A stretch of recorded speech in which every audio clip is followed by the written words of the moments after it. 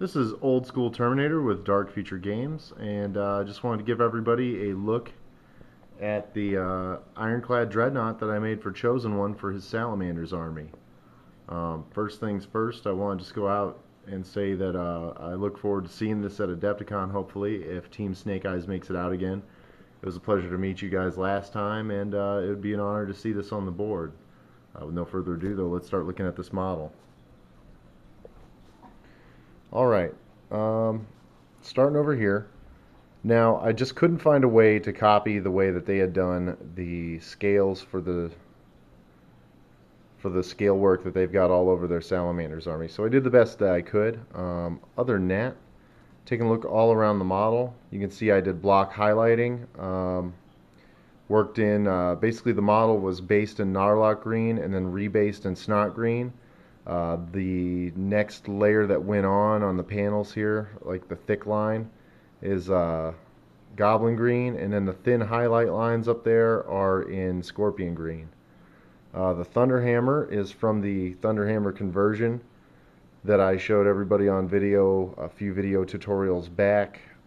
Basically, it's a Deathwind drop. Well, it's a Deathwind launcher for a drop pod that was converted into a hammer using the barrel from a Predator auto cannon. And I used Vulcan Hastan's backpack icon just because I happen to have one in my bits box for the shoulder pad.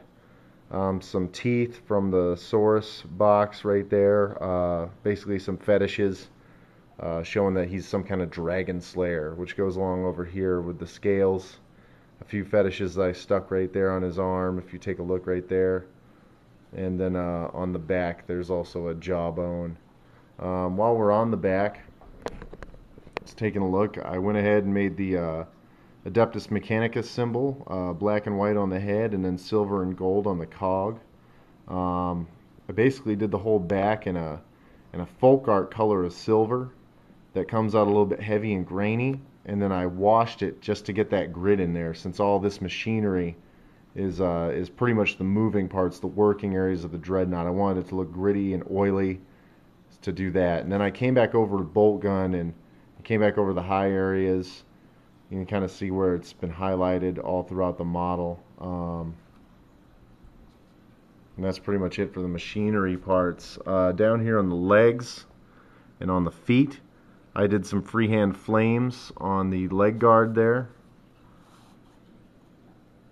I did them all the way around the leg guard to match another model that I'd seen, another Dreadnought that I'd seen in Chosen One's army.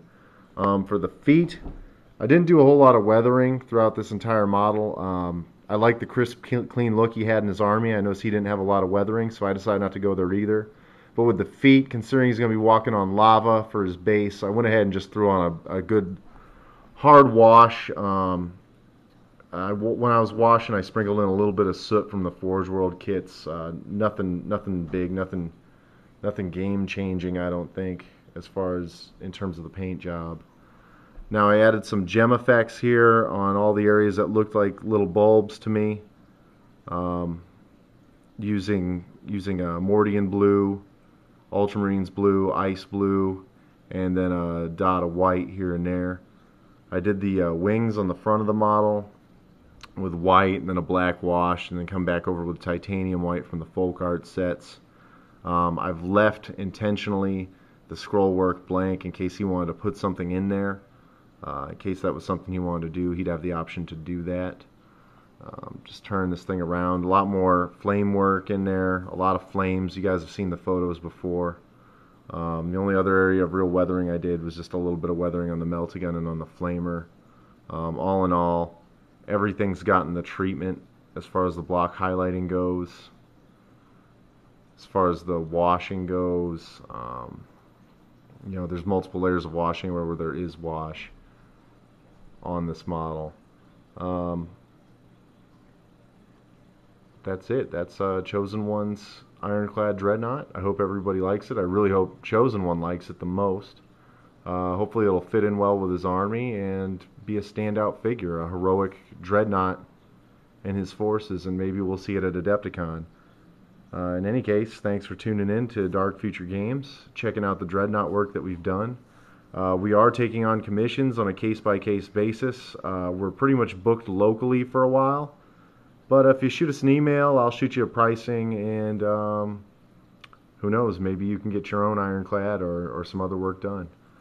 Hit us up at darkfuturegames@gmail.com or hit our Contact Us link on our front page. Thanks a lot, and let us know what you think.